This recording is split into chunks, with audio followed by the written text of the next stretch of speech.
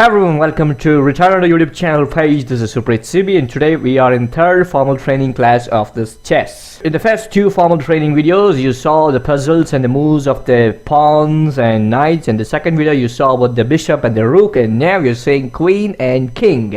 And this is just empty chessboard to show you how a queen can move in all 360 degrees. So let me put a queen here in the center of the chessboard. Okay, now here's the queen.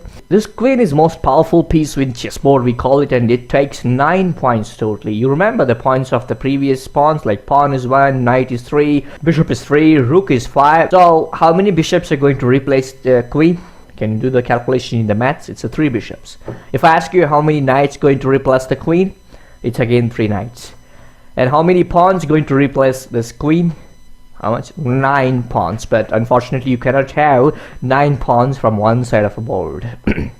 Anyways, that's just your mathematics in chess. Now let's start with in your window. You can say the queen. Now this queen can move diagonally as the bishop does, and it can also move straight and back like rook does, and also it can move right and left. So this is that's why this is called the most powerful, and also it can move all 360 degrees at the back and the front also. But only one limitation is this queen cannot move like knight. Yes, queen cannot move like L shape. But it doesn't matter for the queen. If in case if it had a chance to move like that, I think then the queen would have given total 12 points totally. I think maybe that's apart from that.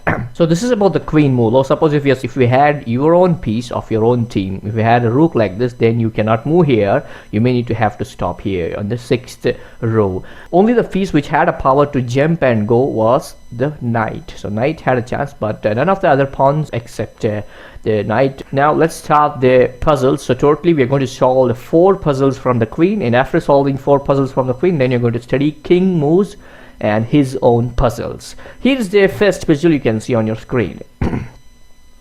So you're on the white side now, and your queen is on D position. You can say it's QD1, and your opponent is with the black with the 1 rook on RH8 and 1 more on the pawn, that is A7th pawn position.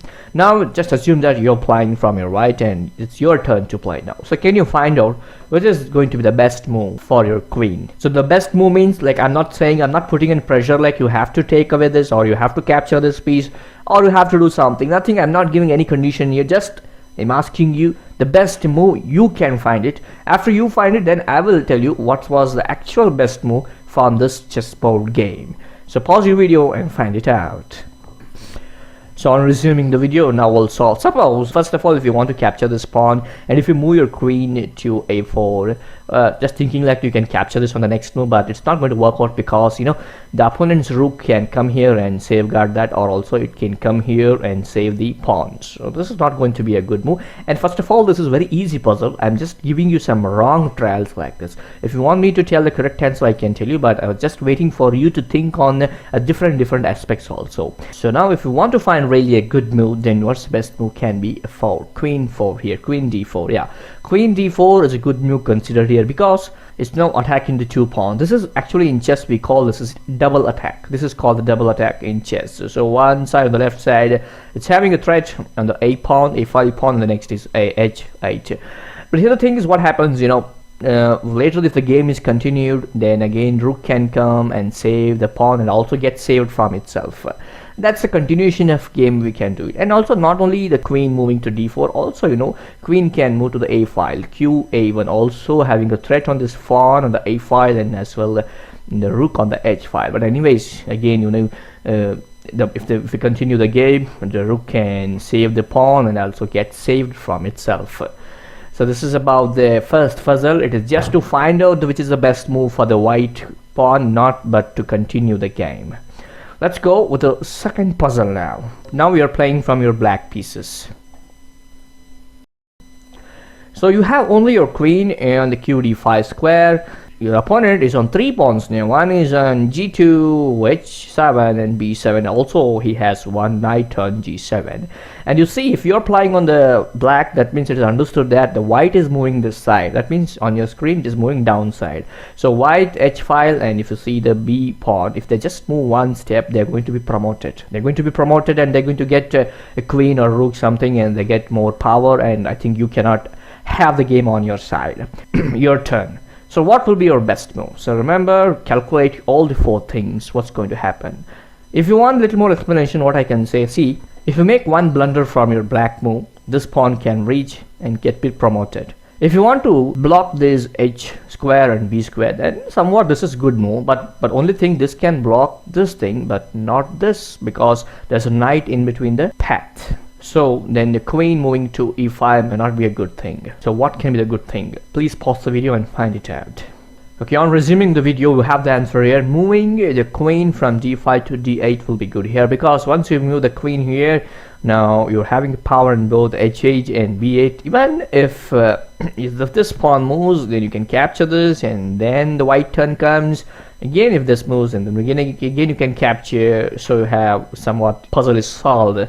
But you cannot say it's just a puzzle solved, like would like to say, but it's not like a game solved, because if this is the case, white may not move their pawn. White may not move their pawn. White may move this pawn just to support this pawn. Just for temporary solution, this puzzle can be taken, but if we continue the game, then I don't think the match will be having again competitions. And now let's go to the third puzzle. As you move to the puzzle numbers, the difficulty level of the puzzles slightly increases. Now here is the third puzzle. Now you're on the black, you're having rook and knight, and your opponent is on the queen. First of all, this is a discussion about the queen, but you can ask me why I'm telling you being the black and having only rook and knight. This has been already discussed in the first and the second formal training classes. You can ask like this, but thing is what's happening, this is also kind of a puzzle. Just assume that you're having a rook and a knight, but your opponent is having a queen. Understanding your opponent's queen moves also may help you to understand the queen moves effectively.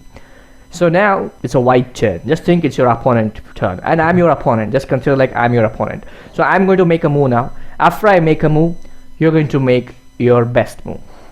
So now from the queen, from e2, I'm bringing it to e6. My main intention is to attack again, double attack both the knight and the rook here. So now take away this double attack and have a grip on the board. So if you pause the video, think it, and then I will help you to find out the answer. So after resuming your video, I would like to help you. So many of them you have found maybe 2 options. One option is this one, and one more option is this one. Suppose if your solution moving rook into b7, then it is correct. If you're moving rook to f8, then it's not that good, because suppose if you move the rook to f8 position, it may look like you have saved your knight and also you have saved rook from itself, but the next move, if queen comes here on the e7 position, then again there is a double attack, you see, on the rook and as well on the knight. And then again you cannot have the safe name. If you move the knight, the queen is going to capture your rook, and if you move your rook, the queen is going to capture your knight. So one or the either piece will be captured. So that's why in this case moving rook f to f5 is not a safe, but you can support this knight moving the rook into rc7. So now rook is also gets saved from queen, and also saving this knight.